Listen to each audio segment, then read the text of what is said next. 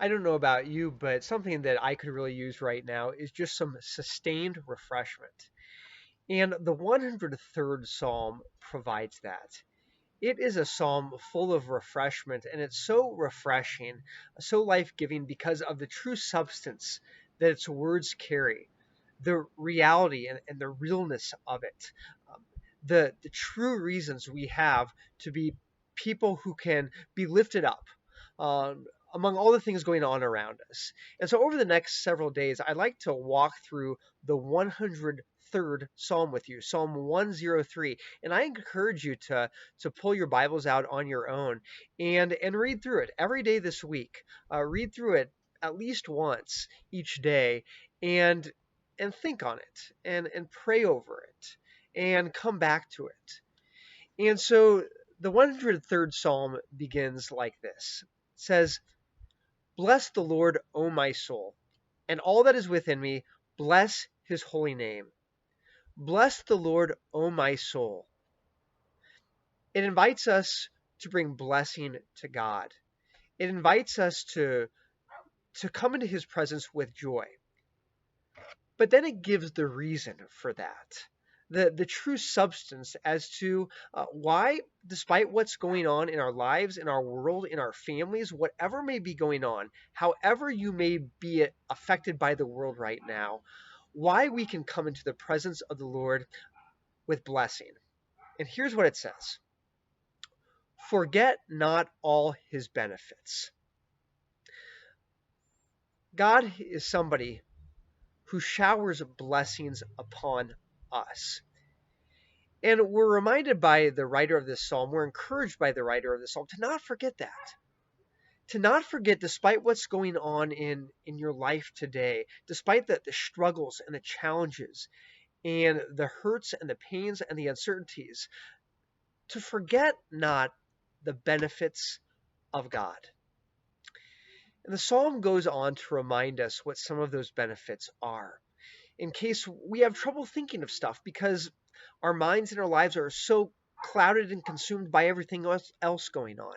Here's how it continues: "Forget not all his benefits, who forgives all your iniquity, who heals all your diseases, who redeems your life from the pit, who crowns you with steadfast love and mercy, who satisfies you with good, so that your youth is renewed like the eagles."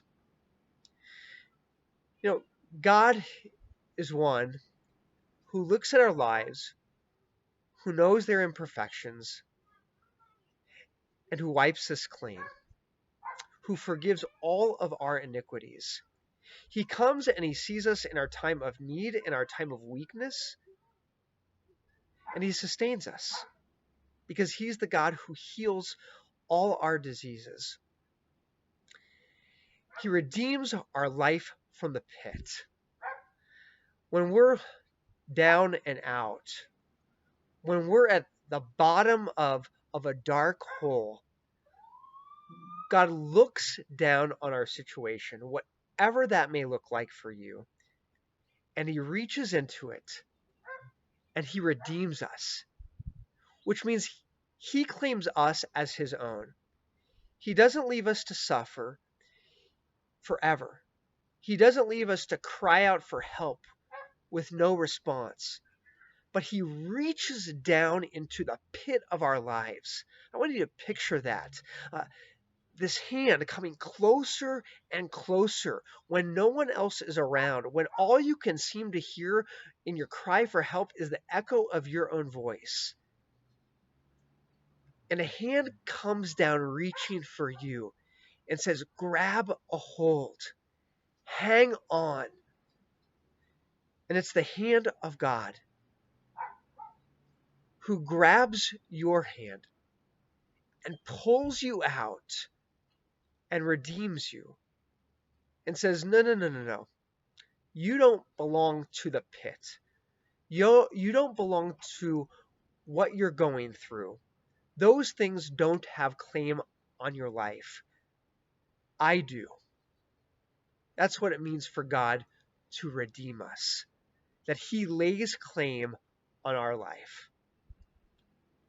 And instead of being left in the depth of a dark pit, instead, he places upon us a crown of his steadfast love and mercy. We are marked by his compassion.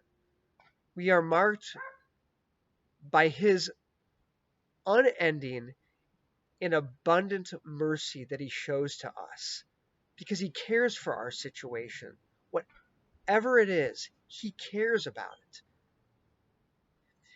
And then, as we're reminded, he satisfies us with good. He, he fills us up.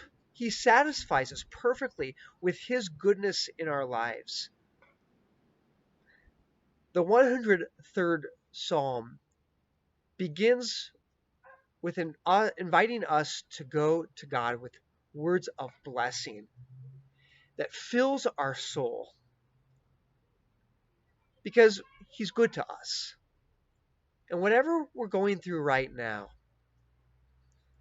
we shouldn't forget that. Forget not his benefits, the one who has redeemed you from the pit and crowns you with his steadfast love. And that's just the beginning of this psalm.